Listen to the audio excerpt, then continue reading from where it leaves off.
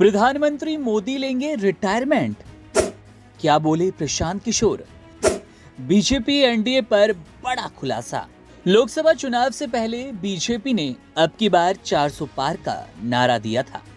भाजपा के इस दावे पर काफी चर्चा हो रही है और इसी बीच राजनीतिक रणनीतिकार प्रशांत किशोर ने भाजपा की जीत को लेकर बड़ा दावा किया।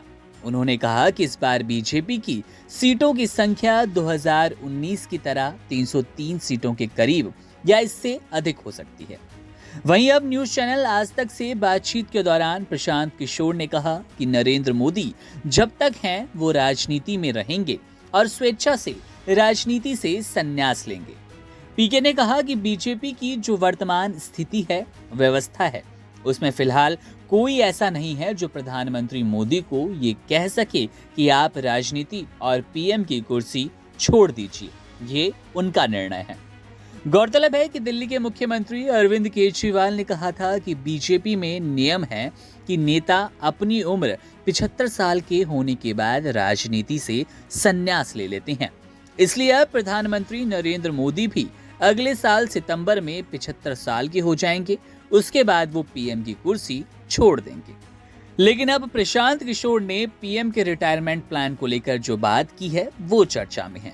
प्रशांत किशोर ने आज तक से बात करते हुए क्रिकेट का उदाहरण दिया। उन्होंने कहा जो बड़े खिलाड़ी होते हैं जैसे सचिन तेंदुलकर, उन्हें जब तक लगा वो खेल सकते हैं वो खेलते रहें। पीके ने कहा जब लोग इतने बड़े हो जाते हैं तो उन्हें समझ रहती है कि रिटायरमेंट कब अनाउंस करना है। पीके ने कहा कि जैसे सोनिया गांधी को कोई रिटायरमेंट के लिए कांग्रेस में नहीं कह सकता, वैसे ही बीजेपी में नरेंद्र मोदी को इस विषय में कुछ नहीं कहा जा सकता। चलिए आपको केजरीवाल का वो बयान सुनाते हैं, वो वीडियो दिखाते हैं जहां उन्होंने पीएम मोदी के रिटायरमेंट की बात कही थी।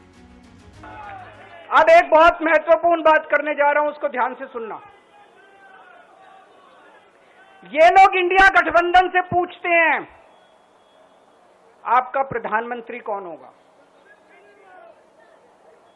मैं बीजेपी से पूछता हूं आपका प्रधानमंत्री कौन होगा। आप लोग सोच रहे होंगे केजरीवाल क्या बात कर रहा है, मोदी जी होंगे। नहीं, मोदी जी अगले साल 17 सितंबर को 75 साल के हो रहे हैं। बीजेपी के अंदर मोदी जी ने 2014 में मोदी जी ने खुद ने रूल बनाया था कि बीजेपी के अंदर जो भी 75 साल का होगा उसको रिटायर कर दिया जाएगा। सबसे पहले आडवाणी जी को रिटायर किया गया, उसके बाद मुरली मनोहर जोशी जी को रिटायर किया गया, फिर सुमित्रा महाजन को रिटायर किया गया, फिर यशवंत सिन्हा को रिटायर किया गया। अब मोदी जी अगले साल 17 सितंबर को रिटायर होने वाले हैं।